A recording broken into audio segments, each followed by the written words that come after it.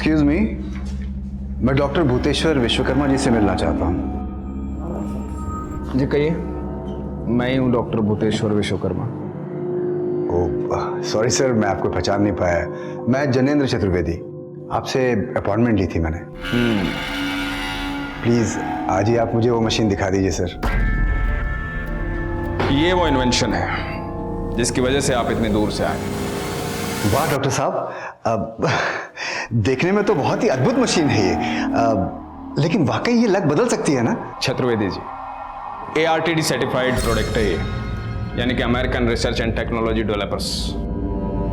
America के वैज्ञानिकों के अनुसार 90% सक्सेस रेशियो है इसका, यानी कि ये मशीन 90% चांस रखती है किसी का भी लक बदलने का। ओ मतलब डॉक्टर साहब अभी भी 10% का डाउट है? नहीं, एक अपग्रेड वर्जन भी है इसका। 99% सक्सेस रेशियो है उसका, बट इंडिया में आने में 2 साल लगेंगे। आप एक काम कीजिए, 2 साल बाद कांटेक्ट कीजिए मुझसे। नहीं डॉक्टर साहब, 2 साल बहुत लंबा टाइम हो जाएगा। मैं एक काम करता हूँ ना, मैं इसी मशीन पे चेक कर लेता हूँ। इसके लिए आपको कंप्लीट सरेंडर करना पड़ेगा। हाँ करूँगा। डेमो के लिए कुछ लाए हैं आप? जी। ओके, आइए बैठिए आप। आने वाले 2 मिनट के बाद आपकी सारी नेगेटिव एनर्जी नष्ट हो जाएगी।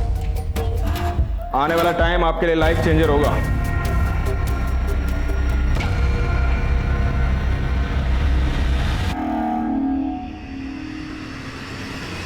Just relax.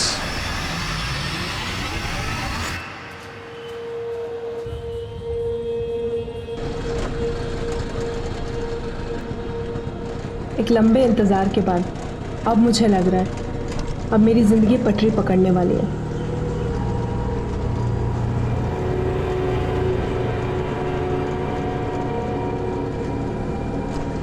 पर कल तक क्यों लगता था कहीं जिंदगी का ये पूरा सफर वेटिंग टिकट पे ही नहीं काटना पड़ जाए। इस सोच की भी कई वजह थी और इन वजहों की भी कई कहानियां थी।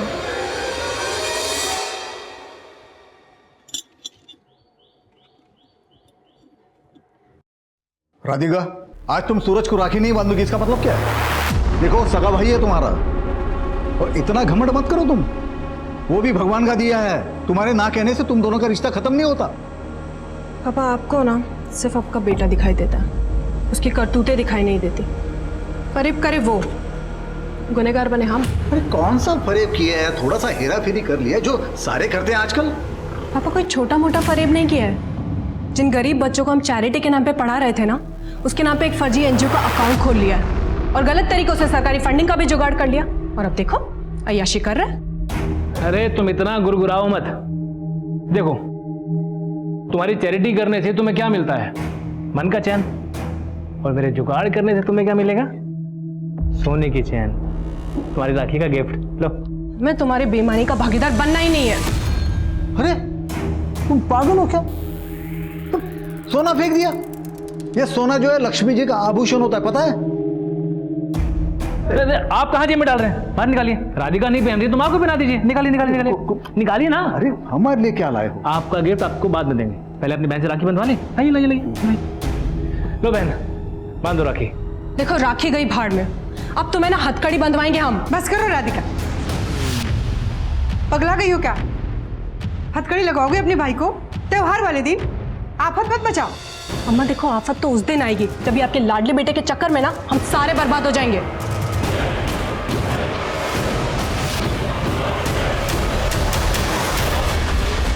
कई बार मजबूरी में हम अपनों की असलियत भी दुनिया से छिपा लेते हैं, लेकिन कई राज हमारे अपने भी तो होते हैं जिन्हें हम किसी से नहीं कहते और अंदर का शोर दबाकर उस पर खामोशी का ढक्कन लगा देते हैं। फिर खुद को बिजी रखने का दिखावा करते हैं। हमारी जिंदगी में बहुत कुछ ऐसा होता है जो हमारे बस के बाहर होता है। Radhika, my decision is final. I won't change it now. Sir please समझने की कोशिश कीजिए। इतने सारे लोगों को जॉब से निकाल देंगे तो कहाँ जाएंगे वो लोग? जहां जाना है जाएं। मैं अब किसी की कोई मदद नहीं कर सकता। पिछले 1 साल से मेरी कंपनी लॉस में चल रही है, छटाई तो करनी पड़ेगी ना। क्या ये तुम तो बड़ा बौला करती थी ना, हाँ, कि मेरे माँ के ट्रीटमेंट के लिए इस कंपनी से लोन दिलवा दोगी। जॉब से निकलवा दिया तुमने, मैं तुम्हें छोड़ूंगा? ये झूठ बोलती है, मेरी नौकरी खा गई यार। बोली मेरी माँ का कैंसर का ट्रीटमेंट करवा देगी, कुछ नहीं करवाई। छोड़ूंगा नहीं तुमको।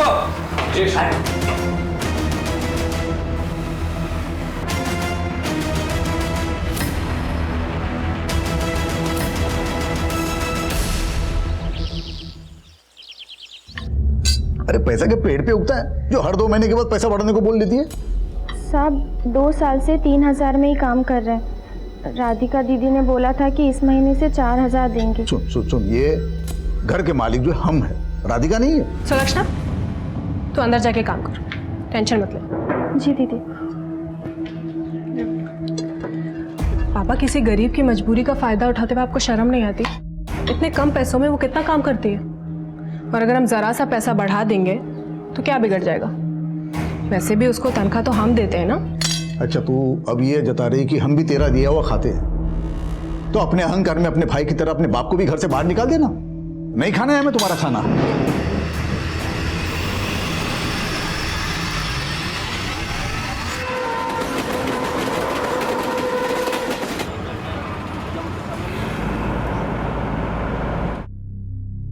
अगर आप सोचते हैं आप स्वाभिमानी हैं तो मान लीजिए, लोग आपको अभिमानी ही समझेंगे। जब ग्लास आधा भरा होता है तो लोग उसको आधा खाली ही कहते हैं। लोगों की नज़र में मेरा सच भी ऐसा ही था, आधा। अब खाली हो या भरा हुआ मालूम नहीं, पर मैं इसी अधूरेपन से भाग रही थी। और जब भी कोई सच हमारे अंदर ही मर जाता है तो वो हमें जिंदगी भी अधूरी ही देता है, और मौत भी अधूरी।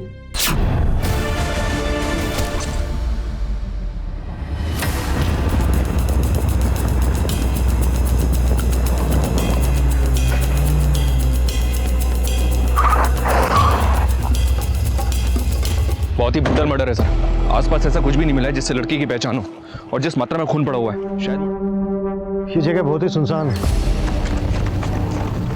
पॉसिबल है सर लड़की सेक्सुअल ऑफेंडर्स का शिकार हुई हो। लाश की हालत देख के तो यही लग रहा है कि जैसे किसी ने गहरी रंजिश निकाली है इस लड़के से। मनीष, पता करो कौन है ये लड़की।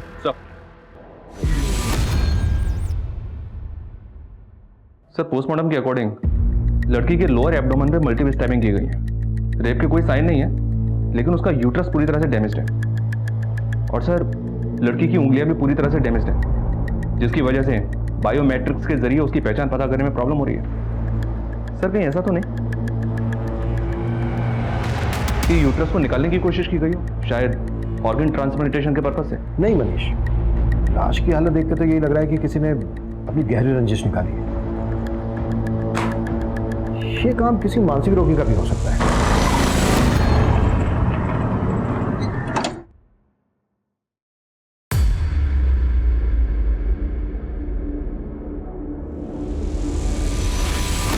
लड़की की पॉकेट से ये स्लिप मिली। ये कोई बिल या रिसीट है, पर खून बहुत है इस पर, कुछ पढ़ने में नहीं आ रहा है क्या लिखा है। सुमित, इसको सॉल्वेट से वॉश करवाओ, शायद कुछ पढ़ने में आ जाए। सब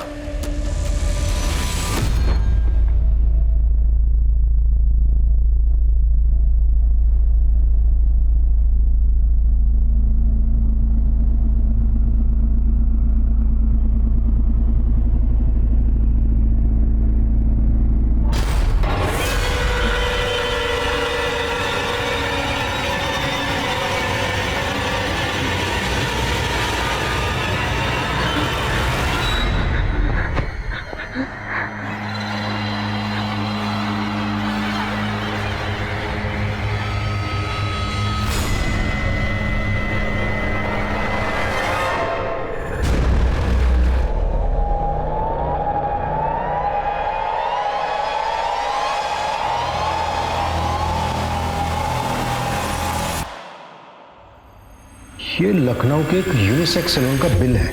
जी सर, इस पर लखनऊ का एड्रेस तो लिखा है, लेकिन सर सैलून का फोन नंबर नहीं है। ये बिल है 24 जुलाई का, और पोस्टमार्टम रिपोर्ट के मुताबिक इस लड़की का 25 जुलाई को यहाँ दिल्ली में मर्डर हुआ था। क्या मर्डर से एक दिन पहले ये लड़की लखनऊ के इस यूनिसेक्स सैलून में गई थी?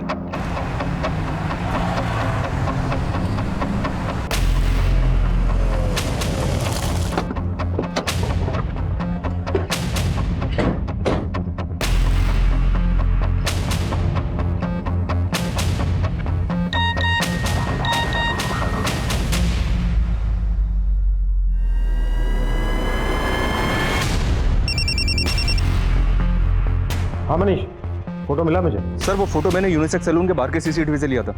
वो लड़की 24 जुलाई को लखनऊ के इसी यूनिसेक्स सैलून में आई थी। नाम पता चला उसका? सैलून के मालिक से बात किया सर, लेकिन वो उसके बारे में कुछ नहीं जानता। लेकिन सर उसने यहाँ पे कार्ड से पेमेंट किया था।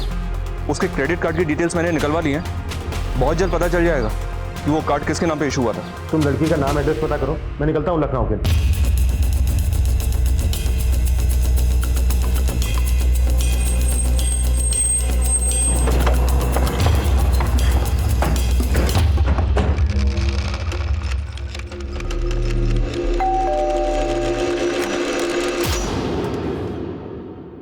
राधिका सिंह यहीं रहती है? हाँ जी, बेटी है हमारी। आप लोग कौन? Inspector Abhimanyu Jindal, Delhi police. Delhi police? आइए ना, आइए अंदर आइए। आपको इंस्पेक्टर त्रिपाठी जी ने भेजा है क्या? इंस्पेक्टर त्रिपाठी? हाँ, वो कासगंज वाले, उन्हीं के पास राधिका की गुमशुदगी की रिपोर्ट लिखवाई थी। आपने राधिका की गुमशुदगी की रिपोर्ट लिखवाई थी? हाँ, अब आपको एफआईआर की कॉपी दिखाएं क्या? आप बताइए ना, राधिका को कुछ पता चला? 27 जुलाई को हमें दिल्ली में एक लड़की की लाश मिली जिसका 25 जुलाई को मर्डर हुआ। लाश की जेब से हमें यहाँ लखनऊ के एक सैलून की रिसीट मिली है जहाँ पर राधिका 24 जुलाई को गई थी। अम्मा हम सैलून जा रहे हैं।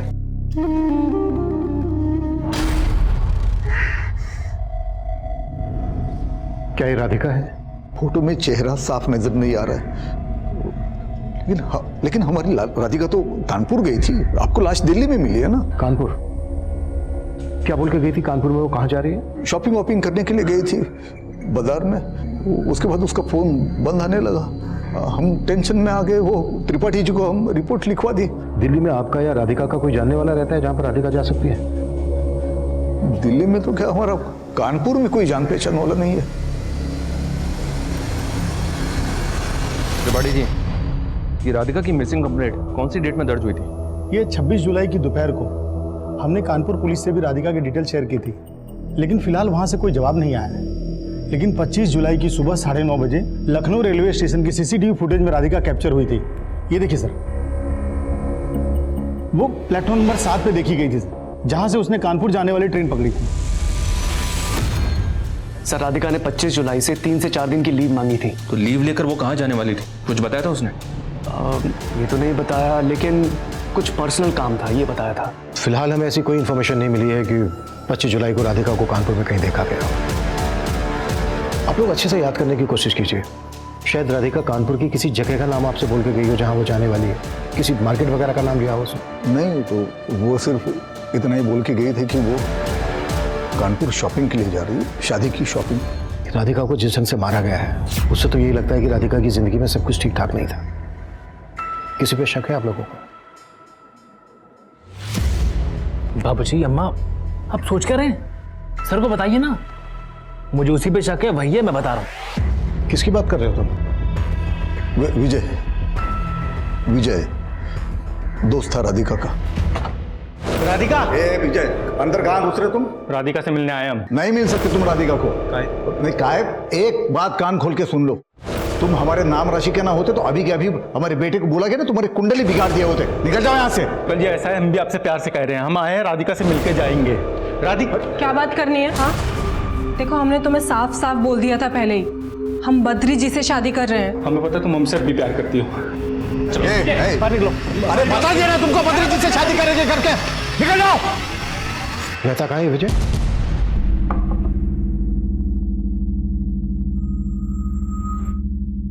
सर, ये रतन तिवारी है, इस इलाके के बहुत बड़े कॉन्ट्रैक्टर। अरे नहीं, बड़े हम नहीं, बड़े डॉक्टर साहब हैं। डॉक्टर साहब, हम आपके सानिध्य में आना चाहते हैं। देखिए, अगर आप ये सोच के आए हैं कि मेरे पास कोई जादू की छड़ी है और पल भर में सब बदल सकता है, तो आप जा सकते हैं। नहीं नहीं, हम अंधविश्वासी नहीं हैं। हाँ, लेकिन आपके विज्ञान का अनुभव करना चाहते हैं डॉक्टर साहब। डेमो के लिए कुछ लाए हैं? जी बिल्कुल।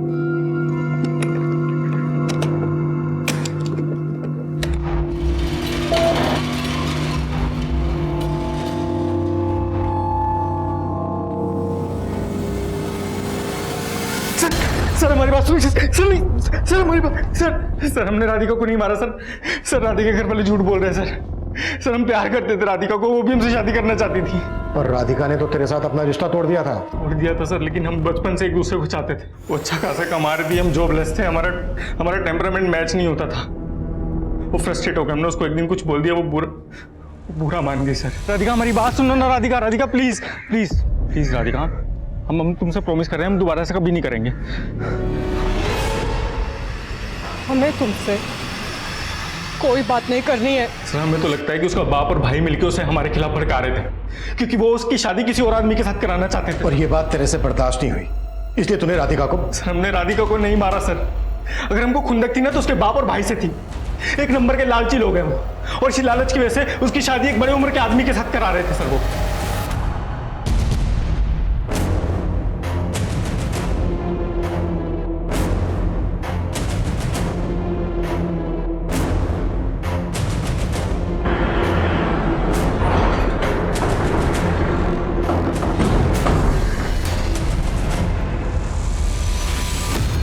ये आप क्या बोल रहे हैं सर? राधिका का मर्डर कैसे? तुम्हें वाकई में कुछ नहीं पता या कोई ड्रामा? सच कह रहे हैं सर, हमें कुछ नहीं मालूम। तो इस दौरान तुम्हारी राधिका के माँ बाप से कोई बातें नहीं हुई? आखिरी बार बात तब हुई थी जब उन्होंने हमारा और राधिका का रिश्ता तोड़ दिया। तुम्हारा और राधिका का रिश्ता उन्होंने तोड़ दिया? जी सर, वो हमसे बोले कि राधिका हमसे शादी नहीं करना चाहती, पर सर हमें विश्वास नहीं हुआ। हम खुद राधिका से मिलके इसकी वजह जानना चाहते, लेकिन उसका फोन बंद पड़ा। तो जब तुम्हारी राधिका के साथ फोन पे बातें होती थी तो मुलाकातें भी होती होंगी? सर हमें तो लगा था कि हमें जिस लड़की की तलाश थी वो हमें मिल गई, और हमने कभी सोचा भी नहीं था कि राधिका इस रिश्ते से नाखुश होगी। हमने कभी कल्पना भी नहीं की कि राधिका को इतना बुरा अंत मिलेगा।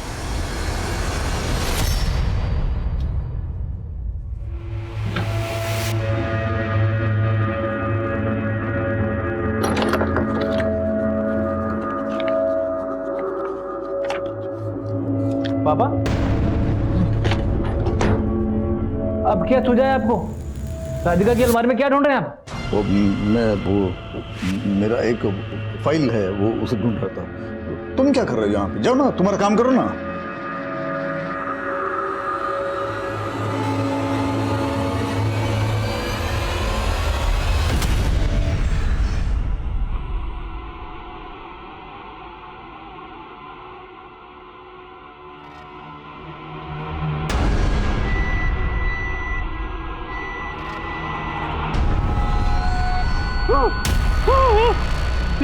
ये कहाँ आ गए हम? उठ, अबे उठ बे, उठ। हाँ?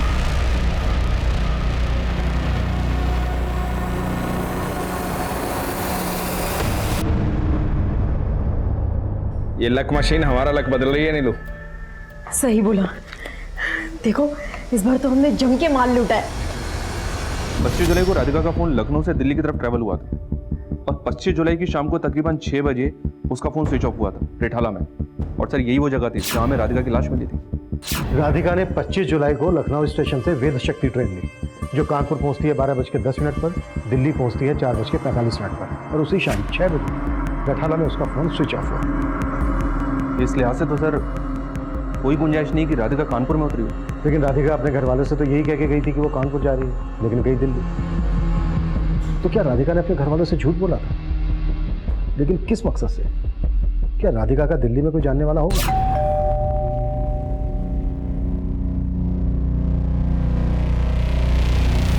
लेकिन सर राधिका के कॉल रिकॉर्ड्स में दिल्ली का कोई नंबर नहीं मिला। क्राइम सीन का डम डेटा निकलवाओ और चेक करो कि मर्डर वाले दिन कानपुर या दिल्ली का नंबर उस एरिया में कोई एक्टिव था क्या। Okay sir. और एक बात है सर, मैं बद्री से मिला था, उसने बताया कि राधिका के पेरेंट्स ने उसका और राधिका का रिश्ता राधिका की मौत के 5 दिन बाद खत्म कर दिया था, 30 जुलाई को। व्हाट? या सर। और इस बात को कंफर्म करने के लिए मैं जब राधिका के पेरेंट्स से मिला तो वो बोले, हमारे लिए तो राधिका गुमशुदा थी, और जिस लड़की की शादी होने वाली हो वो इस तरह अचानक घर से गायब हो जाए तो आपको पता है ना लोग क्या क्या अटकलें लगाते हैं। बद्री जी को जवाब देना हमारे लिए मुश्किल हो गया था, तो हमने उनसे रिश्ता ही तोड़ दिया। उनका जवाब सुन के मुझे यही लगा कि शायद वो लोग इस बात को मान बैठे थे कि राधिका को बद्री पसंद नहीं था, इसलिए राधिका गायब हो गई। बद्री राधिका से 15 साल बड़ा था। कहीं ऐसा तो नहीं है कि राधिका की बद्री के साथ शादी हो रही थी, इसी वजह से वो भाग गई हो? सर, इसलिए राधिका के पेरेंट्स पे भी नजर रखने के लिए आदमी लगा दिए। ये भी चेक करो कि 25 जुलाई को राधिका ने टिकट कहाँ की ली थी, कानपुर की या दिल्ली की। उसी से क्लियर होगा कि राधिका की ये जर्नी प्री प्लान थी या फिर राधिका किसी और के प्लान का शिकार हुई। Okay sir. Train reservation check करने के साथ पुलिस दिल्ली रेलवे स्टेशन से लेकर राधिका के मर्डर स्पॉट रिठाला तक के बीच के एरियाज के कई सीसीटीवी स्कैन कर रही थी। ऑटो और टैक्सी चलाने वालों से भी लगातार पूछताछ की जा रही थी। क्राइम सीन के एरिया का डम डाटा निकाला जा रहा था और वहीं लखनऊ में पुलिस राधिका से जुड़े हर शख्स पर नजर रख रही थी।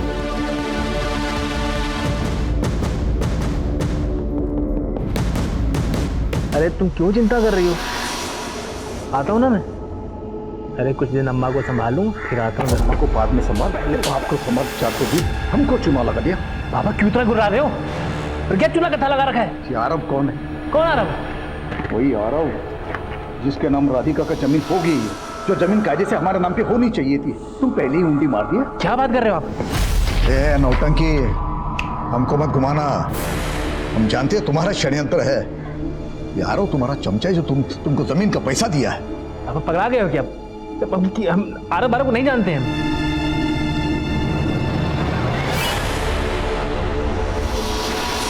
साहब, हम पिछले 2 साल से राधिका दीदी के यहाँ काम कर रहे हैं, लेकिन आपने हमें यहाँ। देखो सुलक्षणा, घबराओ मत। हम सिर्फ इतना जानना चाहते हैं कि राधिका के अपने माँ बाप और अपने भाई से रिश्ते कैसे थे? भाई राधिका दीदी के साथ नहीं रहते थे और पिताजी से बहुत चिड़ी चिड़ी सी रहती थी राधिका दीदी। अपनी माँ से बहुत प्यार करती थी, इससे ज़्यादा और कुछ नहीं पता हमें साहब। ये राधिका की बद्री से शादी होने वाली थी, तो क्या राधिका इस शादी से खुश थी?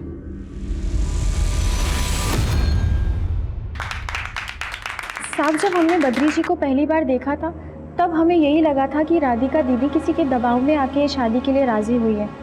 और इस बारे में हमने राधिका दीदी से बात भी की थी और वो बोली, सुलक्षणा, अब हमें खूबसूरत चेहरे की नहीं बल्कि सुकून की तलाश है।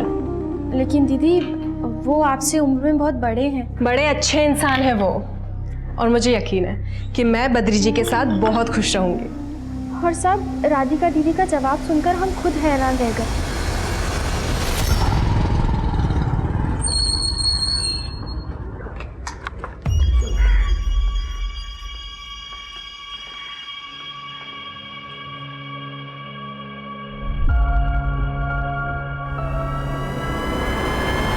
ये आप क्या कह रहे हैं सर? राधिका मेरी कलीग थी, इसलिए वो मेरे साथ फोन पर बात किया करती थी। राधिका ने दिल्ली के लिए ट्रेन पकड़ने से पहले भी तुम्हें फोन किया था? सर, ऑफिस का एक पेंडिंग काम आ गया था, वो याद दिलाने के लिए उसने मुझे फोन किया था। तो राधिका रोज तुम्हें रात को 10-10 बजे ऑफिस का पेंडिंग काम याद दिलाने के लिए फोन किया करती थी? सर, आप गलत समझ रहे हैं। सर, मैं राधिका को अपनी बहन मानता था। मेरी वाइफ भी मेरे साथ आई है, चाहो तो आप उनसे पूछ लीजिए। अच्छा, राधिका तुम्हारी बहन जैसी थी। राधिका ने कभी तुम्हें इस तरह का हिंट दिया जो उसकी हत्या की वजह हो सके? करीब 1 महीने पहले हमारे बॉस ने हमारे स्टाफ के कई लोगों की छटनी कर दी थी। सर, राधिका HR में थी, उसी ने सभी लोगों को न्यूज़ दी थी। उसके बाद ऑफिस में बड़ा बवाल हुआ था। क्या ये तुम तो बड़ा बवाल करते थे ना, हाँ, कि मेरे माँ के ट्रीटमेंट के लिए इस कंपनी से लोन दिलवा दोगी? जॉब से निकलवा दिया तुमने, मैं तुम्हें छोड़ूंगा। ये झूठ बोलती है। सर, जॉब से तो बॉस ने निकाला था, लेकिन तकलीफें राधिका को झेलनी पड़ी थी। तो तुम कहना चाह रहे हो कि राधिका का हत्यारा उन्हीं एम्प्लॉयज में से कोई है जिनको राधिका ने जॉब से निकाला था? नहीं सर, ये तो नहीं कह सकता, लेकिन जॉब जाने के बाद सबसे ज्यादा परेशानी ब्रिजेश और श्यामलाल को हुई थी। ब्रिजेश और श्यामलाल? सलाम सर। हाँ सलाम, बोल क्या खबर है? राधिका के प्रेमी विजय की खबर है। 1 नंबर का लड़की बार है साहब। 12बंकी में संगम लॉज है, वहाँ आए दिन नई नई लड़कियाँ लेकर जाता है। वो लॉज वाला तो बता रहा था कि ये सिलसिला बहुत सालों से चला आ रहा है।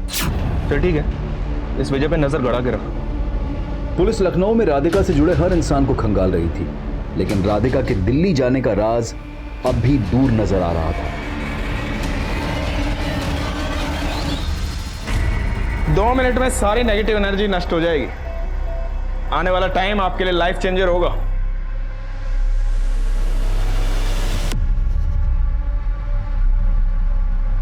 Just relax. कितने पैसे? बहुत पैसे हैं। सारे पैसे। अरे इसका मशीन तो बंद कर, मर जाएगा।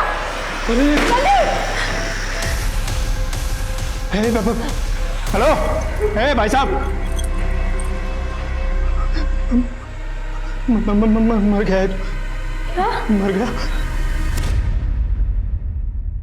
सर हमने कुछ नहीं किया सर। सर क्या हमको बार बार उठा लाते हैं सर आप लोग? अभी तो उठा उठा के कुटेंगे भी अगर तूने सच नहीं बोला था। सर सब कुछ तो बता दिया आपको। सब कुछ, लेकिन तूने ये 3,40,000 रुपए का हिसाब नहीं किया अभी तक, जो राधिका के अकाउंट से तेरे अकाउंट में ट्रांसफर हो रहे थे किश्तों में। कभी 20,000, कभी 30,000 और एक बार तो सीधा 1.5 लाख। क्यों पैसे ले रहा था राधिका से? मदद के नाम पे हम उधार पैसे ले रहे थे राधिका से। उधार ले रहा था या फिर ब्लैकमेल कर रहा था राधिका को? सर नहीं सर, ब्लैकमेल नहीं कर रहे थे सर। सर कसम खा के बोल रहा हूँ, हमको बहुत प्यार करती थी। यार अभी तक कितनी प्रोस्टिट्यूट के साथ सोया है तुझे याद भी है? इसलिए मारा ना तूने राधिका को क्योंकि उसने तुझे पैसे देने बंद कर दिए थे? मानते कि हमने उसको धोखा दिया था, लेकिन मारा नहीं है उसको। राधिका तुम यहाँ क्या कर रही? कहाँ है वो? कौन कहाँ है वो? राधिका देखो ड्रामे मत करो, मैंने देखा है किसी को। किसको देखा है तुमने? क्या बात कर रही हो राधिका? कहाँ छुपा है उसको? सर इसी वजह से उसने हमारे साथ रिश्ता तोड़ दिया था। हम बस उसको मना के अपनी जिंदगी में वापस लाना चाहते थे बस, लेकिन हमने उसको मारा नहीं है सर।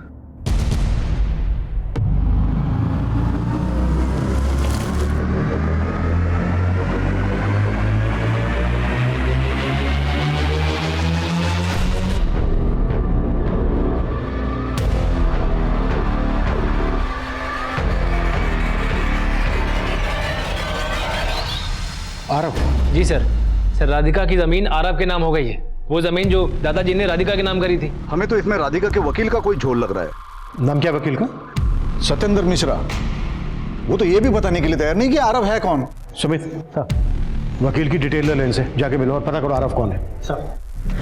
नीरज भाटिया, तू तो कह रहा था तुझे पता ही नहीं है राधिका दिल्ली गई थी, जबकि राधिका की ट्रेन टिकट तेरे बुकिंग आईडी से हुई है, कोमजी 124। किराया आईडी है ना? हाँ सर, वो राधिका मुझसे टिकट जरूर बुक करवाती थी, लेकिन मैंने कुछ नहीं किया है सर। कुछ नहीं किया तो ये बात तूने हमसे पहले क्यों नहीं बताई? मैं डर गया था सर। देख अब कुछ भी मत छुपाना हमसे और ना ही झूठ बोलना। राधिका दिल्ली में कहाँ गई थी? वो रिठाला। रिठाला? वहीं राधिका का मर्डर हुआ था। देखिए सर, मुझे इसके बारे में कुछ नहीं मालूम। राधिका अक्सर रिठाला जाया करती थी। क्यों जाया करती थी? नहीं पता सर। रिठाला में किससे मिलने जाती? पिंकी छाबरा से। ये पता तुम? हाँ सुमित। सर मैं उस लॉयर सत्येंद्र मिश्रा से मिला, वो बता ही नहीं रहा है कि आरव कौन है। बोल रहा है कि जब तक हम लोग कोर्ट के ऑर्डर नहीं लाएंगे वो हमें कोई भी स्टेटमेंट नहीं देगा। व्हाट?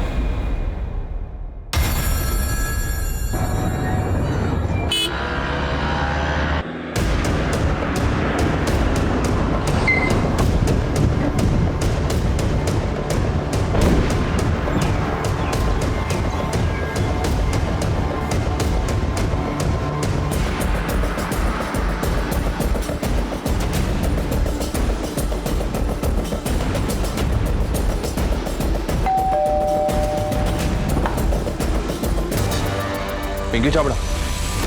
क्या? राधिका जी की लाश? पिंकी छाबड़ा, हमसे कुछ भी छिपाना मत। 25 जुलाई को राधिका यहाँ भी आई थी ना? तुम्हारा उसके मर्डर से क्या ताल्लुक है, बोलो। साहब मुझे तो मालूम भी नहीं है राधिका जी का मर्डर हुआ है। हाँ 25 तारीख को वो यहाँ आने वाली थी, लेकिन आई नहीं। राधिका यहाँ क्यों आती थी? सब वो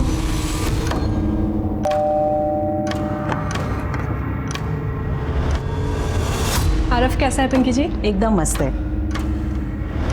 आरव देखो कौन है आपसे मिलने। आरव की मम्मा आ गई आरव के पास। तो इस बच्चे का नाम आरव है और ये राधिका का बेटा है? जी साहब। राधिका को तुम कैसे जानती हो और इस बच्चे का बाप कौन है?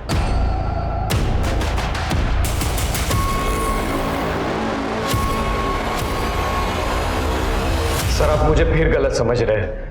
सर मैं राधिका को बहन मानता था, वो बच्चा मेरा कैसे हो सकता है? जब से वो बच्चा आरव पैदा हुआ पिंकी के पास रह रहा है। और पिंकी ने हमें बताया कि वो राधिका से तेरे थ्रू मिली थी। सर बिना शादी के राधिका को मां बनना पड़ा था। वो अपने बच्चे को साथ में नहीं रख सकती थी, इसलिए मैंने उसे बहन समझकर उसकी मदद की थी। घुमा मत हमें। राधिका ने तुझे ये बता दिया कि वो मां बनने वाली है और ये नहीं बताया कि उसके बच्चे का बाप कौन है। मुझे उससे ये तब पता चला जब वो मां बन चुकी थी। सर उस दौरान वो 6 महीना हमारे दिल्ली ब्रांच में शिफ्ट हो गई थी, तब मुझे उसका पर्पस पता चल गया। सर वो अपने बच्चे की देखरेख के लिए किसी को ढूंढ रही थी, तब मैंने उसे पिंकी के बारे में बताया था। राधिका की बद्री के साथ शादी होने वाली थी। बद्री को इस बच्चे आरव के बारे में पता चल गया हो, कभी राधिका ने ऐसा कुछ हिंट दिया था? नहीं सर, पर वो चाहती थी कि बद्री से शादी करने के बाद आरव उसके साथ ही रहे। इस बच्चे के बाप के बारे में राधिका ने तुम्हें कभी बताया? नहीं साहब, उन्होंने तो कभी नहीं बताया।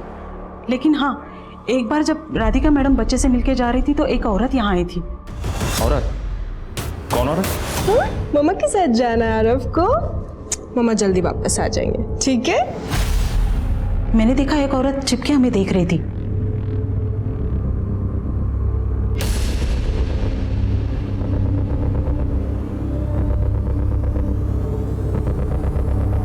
राधिका मैडम जाने के बाद वो यहाँ आई और राधिका मैडम और बच्चे के बारे में पूछने लगी। वो औरत थी कौन? पता नहीं साहब। उस औरत का स्केच बनवा सकती हो? जी साहब। वो औरत कौन है जो राधिका के बारे में जानकारी ले रही थी? उसको अभी तक कुछ पता नहीं चला था। और ना ही पिंकी ये बता रही है कि आरव का पिता कौन है। वो औरत राधिका के मर्डर के पीछे हो सकती है। धीरज ने हमें बताया था राधिका ने दिल्ली अपना ट्रांसफर करवाकर अपने बच्चे की डिलीवरी की। एक काम करो, दिल्ली के सारे क्लिनिक्स, हॉस्पिटल छान मारो, वहां से हमें जरूर कोई ना कोई लीड मिलेगी।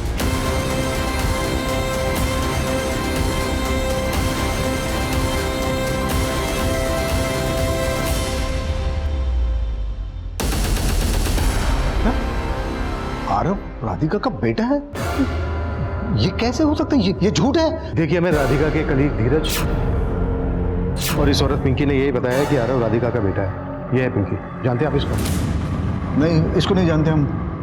पिंकी ने हमें बताया कि यह औरत राधिका और उसके बेटे आरव के बारे में पूछताछ करने आई थी। इसको जानते हैं? नहीं, इसको भी नहीं जानते हम।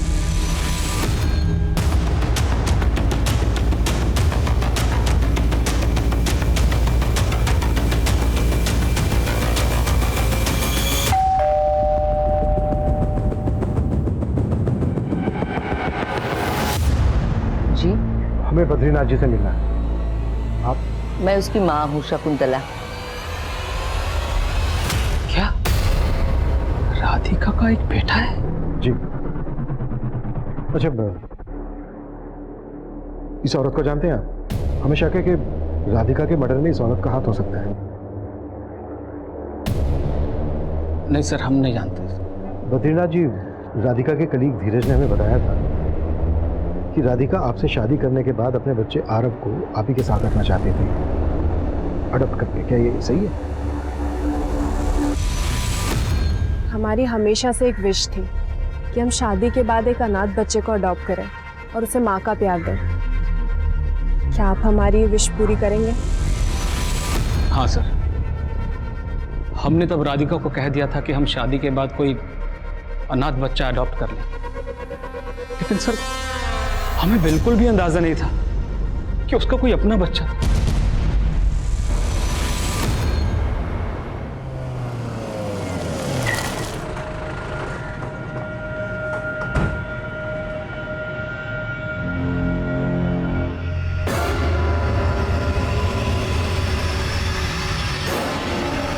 सर राधिका और मेरे बीच में कोई अफेयर नहीं था।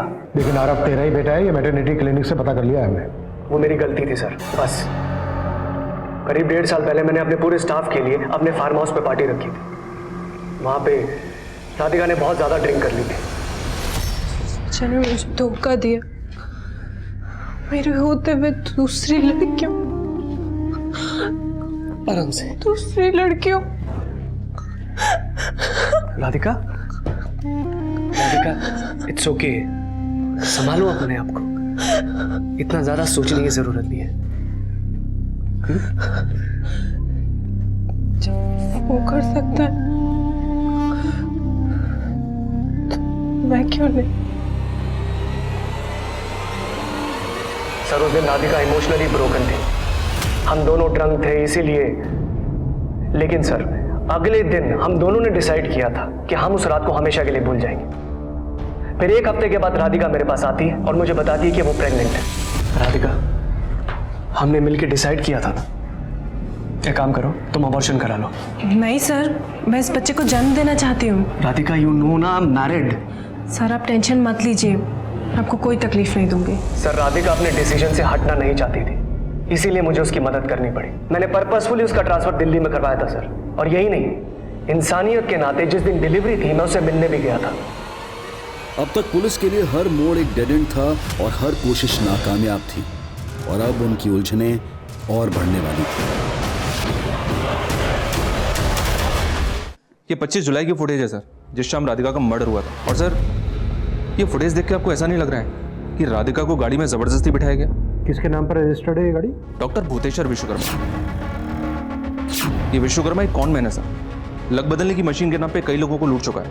दिल्ली के कई थानों में इसके नाम पे 400 BC के केसेस दर्ज हैं। दिल्ली में हमारी टीम इसके बारे में पता लगा रही है।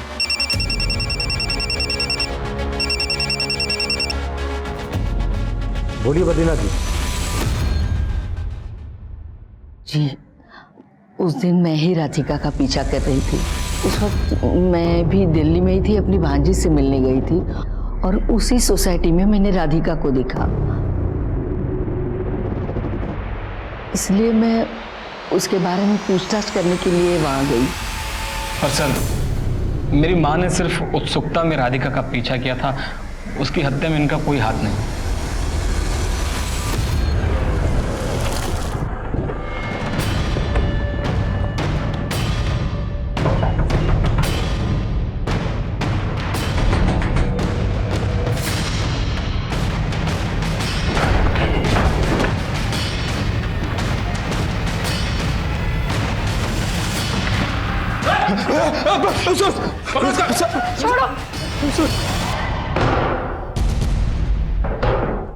सर मानता हूं कि बहुत लोगों को चूना लगाया, पर किसी को मारने का नहीं सोचा था सर। वो गलती से एक आदमी मर गया था।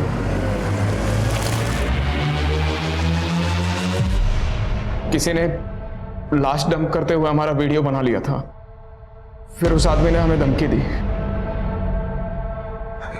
हेलो सुन, अगर तू चाहता है कि ये वीडियो पुलिस के हाथ ना लगे तो एक काम करना होगा। सर उसने हमें ब्लैकमेल किया सर, इसलिए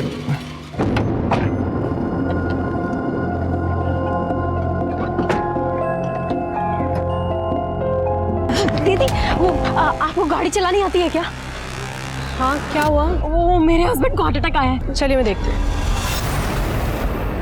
भाई साहब आप ठीक है ना? भाई साहब क्या कर रही हो? ये बैग क्यों अंदर डाल रही हो मेरा? कौन है तुम लोग? क्या कर रही हो ये?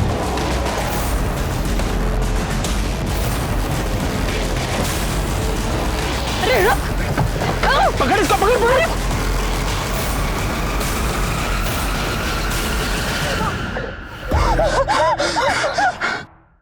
देखो यही है ना वो लड़की? सिर्फ उसका हाथ और पैर काटने नहीं कहा था हमने, उसके जिस्म का एक एक हिस्सा काट। वो था कौन जिसे तुम लोगों से ये सब करवाया?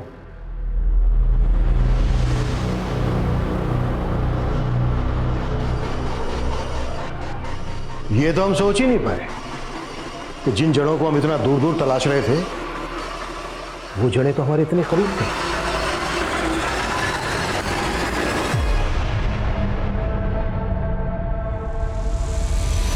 तो क्या सोचा था बे? हमको चंपत लगा के भाग जाएगा? एक मर्डर किया है ना, अब दूसरा भी करना पड़ेगा। यही है ना वो लड़की?